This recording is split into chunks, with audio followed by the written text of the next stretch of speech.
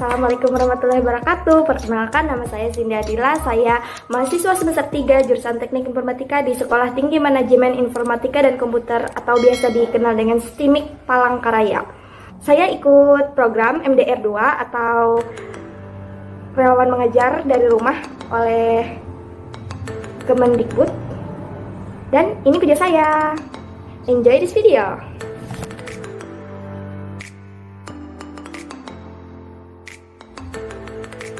Pertama-tama, kita harus mengetahui dulu nih, apa sih Merdeka Belajar Kampus Merdeka? Jadi Merdeka Belajar Kampus Merdeka ini adalah salah satu kebijakan atau merupakan kebijakan dari Menteri Pendidikan dan Kebudayaan atau biasa dikenal dengan Kemendikbud, yaitu Bapak Nadiem Makarim. Salah satu program dari Merdeka Belajar Kampus Merdeka itu adalah hak belajar 3 semester di luar program studi. Program tersebut merupakan amanah dari berbagai regulasi, landasan hukum pendidikan tinggi dalam rangka mempertingkatkan mutu pembelajaran dan kelulusan pendidikan tinggi. Jadi, kebijakan Merdeka Belajar Kampus Merdeka adalah wujud pembelajaran di perguruan tinggi yang otonom dan fleksibel. Jadi, akan meningkatkan kultur belajar yang inovatif, tidak mengekang, dan sesuai dengan kebutuhan mahasiswa. Kampus Merdeka menyusung 4 program di lingkup perguruan tinggi. Program yang pertama, sistem akreditasi perguruan tinggi. Program Kampus Merdeka, program reakreditasi bersifat otomatis untuk seluruh peringkat dan bersifat sukarela bagi perguruan tinggi dan juga prodi yang siap untuk naik tingkat. Misalnya nih, ada perguruan tinggi yang telah memiliki akreditasi. Akreditasi tersebut bersifat tetap dari Badan Akreditas Nasional Perguruan Tinggi atau biasa disingkat dengan BANPT. Nantinya akan tetap berlaku selama 5 tahun, tetapi akan diperbaharui secara otomatis. Yang kedua, hak belajar 3 semester di luar prodi. Kampus Merdeka yang kedua itu memberikan hak untuk mahasiswa agar bisa mengambil mata kuliah di luar program studi dan melakukan perubahan definisi satuan kredit semester atau biasa disingkat dengan SKS. Jadi, mahasiswa boleh mengambil ataupun tidak SKS di luar kampus sebanyak 3 semester atau sebanyak 2 semester atau setara dengan 40 SKS. Mahasiswa dapat mengambil SKS di prodi lain dalam kampusnya sebanyak 1 semester, jadi jumlahnya 3 semester. Tapi ini tidak berlaku untuk prodi kesehatan ya. Yang ketiga, ada pembukaan prodi baru.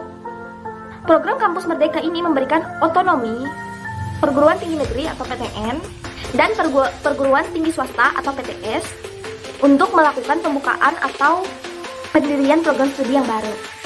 Tapi ini pengecualian untuk prodi kesehatan dan prodi pendidikan. Kebijakan yang keempat, kemudahan menjadi PTNBH.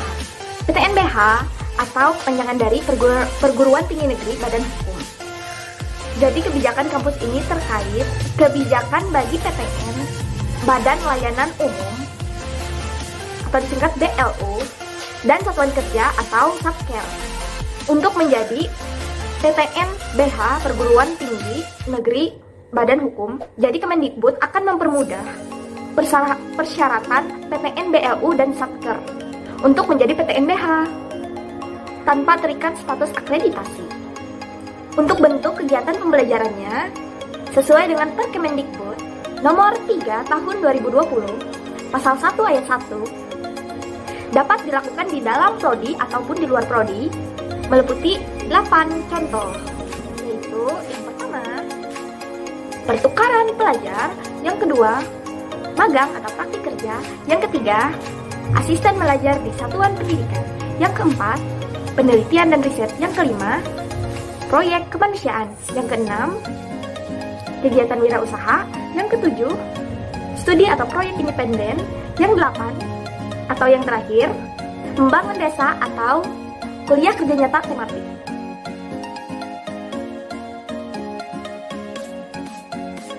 Latar belakang kenapa saya ikut bergabung di program Kemendikbud yaitu mengajar dari rumah atau MDR tahap 2, saya itu ingin menambahkan pengalaman baru, ilmu, dan juga wawasan yang belum saya dapatkan dari kampus. Selain itu, program ini juga dapat menambahkan relasi dan juga mengeratkan tali silaturahmi. Saya harap program ini bisa menjadi amal jariah bagi kita semua, karena sebaik-baiknya manusia adalah ia yang berguna bagi sesamanya. Dengan program ini, membuat kita, para mahasiswa, turut serta dalam membantu guru dan juga orang tua untuk memberikan pembelajaran yang efektif kepada anak dan juga murid mereka. Saya berterima kasih banyak kepada Kemendikbud karena telah membuat program ini, sehingga para mahasiswa bisa turut membantu dalam menghadapi pandemik ini. Terima kasih Kemendikbud. Sasaran siswa yang saya bantu adalah anak-anak yang bertempat tinggal di daerah Diobos 12 karena saya tinggal di Diobos 12. Di sini aku akan menjelaskan bagaimana sih cara aku ngajarin. Misalnya nih si Ariska kan kelas 3 SD. Jadi di situ tuh aku tanyain, ternyata dia tuh kurang menguasai matematika. Jadi aku ajarkan bagaimana cara menambah, mengurang, dan membagi. Misalnya untuk pertambahan, di sini aku sudah sediain kertas. Jadi aku kayak gini. Jadi aku tuh cara ngasih pembelajarannya itu seperti ini. Misalnya nih aku kasih soal 268 dikurang 154 sama dengan, maka aku nyuruh dia carinya itu seperti ini. Aku ajarin dia cara mencarinya itu seperti ini. Jadi dia lebih mudah untuk mengurangkannya gitu. Terus ini juga pertambahan juga seperti ini metode untuk penyelesaiannya. Dan kalau misalnya dia sudah menguasai pertambahan, terus pengurangan yang ini dia juga menguasai, aku akan lanjut ke tahap selanjutnya, di mana di sini dia menggunakan peminjaman bilangan. Sedikit lebih sulit daripada yang di atas, tapi sebenarnya sama aja sih. Dan dia itu sangat antusias. Terus kadang-kadang tuh aku kasih kuis gitu. Kalau misalnya dia benar, nanti aku kasih kue, aku bilang gitu. Terus dia tuh kayak benar-benar antusias banget. Jadi aku tuh sangat senang sekali melihat murid aku itu kayak bahagia belajarnya yang awalnya malas gara-gara katanya pelajarannya itu sulit. Jadi dia sekarang antusias banget. Dan itu benar-benar satu pencapaian yang baru pernah aku rasain, bahwa gitu ya rasanya ketika kita melihat seseorang mampu menerima hal yang kita ajarkan dengan baik, terus dia juga kayak cepat mengertinya gitu. Jadi aku tuh benar-benar bahagia banget.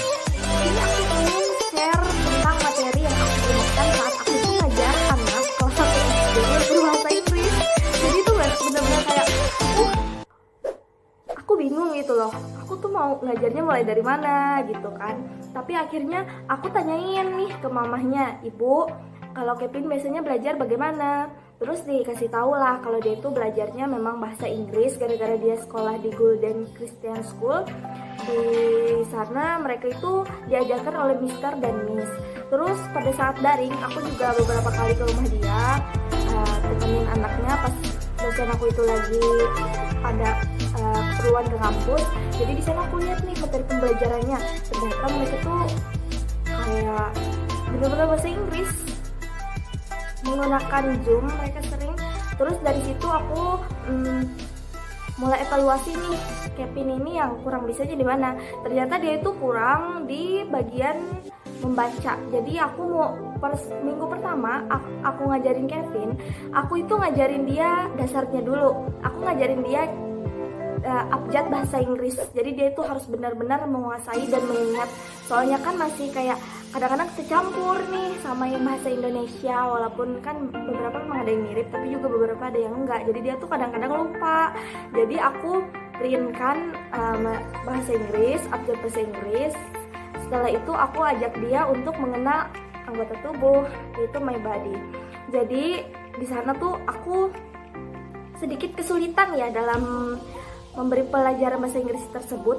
Terus aku dapat tips nih dari Ibu Mian, dia dosen aku di STIMIK. Jadi katanya akan bagus jika kamu tuh belajar dia dengan cara mengeja.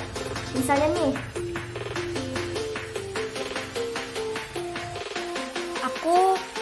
misalnya kita contohin dengan kata-kata arm. Nah, di sini tuh jangan kita nyuruh dia kayak ini arm. Jadi kita harus mengajar dia misalnya dari ini dulu, dari awal.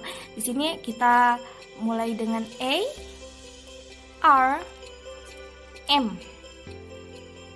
Nah, jadi dia membacanya A, R, M. Jadi dibaca M. Gitu.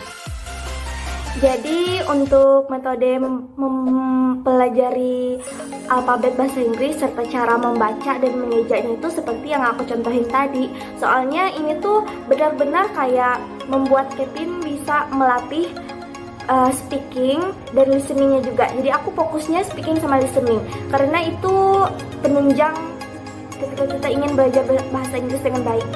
Terus juga kenapa aku fokus ajarin dia alfabet dan dia benar-benar aku tuntut, kayak aku ngajarin dia nggak yang tekanan juga sih, soalnya aku biasa menggunakan video juga supaya dia kalau dia bosan, jadi aku kasih video bahasa Inggris, kemudian kami bisa bernyanyi bersama. Setelah itu misalnya nih kan kalau dia anggota tubuh, aku ingin dia ingat apa sih yang aku diajarkan. Jadi misalnya aku pegang head, jadi dia bilang kayak gitu. Terus aku pegang bahu, terus dia berucap so there. Jadi seperti itu. Cuman dia pengucapan bahasa Inggris sudah bagus, cuman kadang-kadang masih lupa ya kayak alfabet gitu aja. Dan sekarang alhamdulillah dia sudah bisa menguasai dengan baik karena memang kan lagi masa-masa emas. Jadi daya serap otaknya juga cepat dia belajarnya. Terus dia juga senang sekali, aku bahagia banget dia senang sama itu. Karena aku melatih dia di alfabet ini biar melatih listeningnya dia. Misalnya nih di dalam materi listening kan kita diajarkan mendengarkan dan kita juga mengucapkan apa yang didengar. Misalnya ada nama orang E-L-I-S-E, maka dibacakan Elis. Jadi dia tuh kayak nyari Elis tuh seperti apa sih tulisannya, apa Alice atau Elise. Jadi dia tuh sudah alhamdulillah sudah bisa kayak ngebedain listeningnya yang kayak yang aku bilang tadi, misalnya Elis, jadi dia tahu tulisannya abjadnya itu atau alfabetnya seperti apa, aku tanyain kan, terus dia bilang E-L-I-S-E. Jadi alhamdulillah aku bahagia banget ketika dia bisa gitu, dan itu juga kayak nambah ingatan kita sebagai pengajarnya. Dulu aku juga kesulitan di listening karena jarang mungkin mendengarkan, jadi aku dengan mengajar dia aku jadi kayak nambah ingat gitu. Jadi itu tuh ternyata bukan cuma membantu dia tapi juga membantu diri kita sendiri. Di sini aku akan ngasih ulasan materi lagi. Aku ngajarin Kenji. Jadi aku ngajarin dia itu mulai dari warna-warna. Karena pas aku pegang misalnya nih pensil warna, ini warna apa? Pink. Aku kasih lagi warna, misalnya warna purple atau ungu. Aku kasih lihat ini apa? Pink. Aku kasih merah lagi, ini warna apa? Pink. Kayak gitu. Jadi semua warna itu dia bilang pink gitu. Padahal aku bilang ini ungu. Terus dia bilang ungu. Tapi pas aku tanya lagi, ini warna apa? Pink. Jadi gitu. Jadi cara aku ngingetin dia warna, aku mulai kasih dia kayak sketsa payung. Jadi aku bilang di sini warna blue, warna biru. Jadi dia aku suruh nyari warna biru itu yang mana. Ternyata dia ngerti. Terus seperti itu aja aku latih dia terus hingga akhirnya dia ini warna apa? Merah. Terus dia tahu sudah warnanya, nggak bilang pink lagi. Jadi itu tuh benar-benar lucu dan aku juga kayak bingung cara ngejelasinnya gimana. Tapi alhamdulillah aku sudah dapat tips-tipsnya seperti itu. Mungkin kalau misalnya ada teman-teman yang ngajarin adanya masalah warna dari dia kesulitan mengingatnya, bisa dengan seperti itu.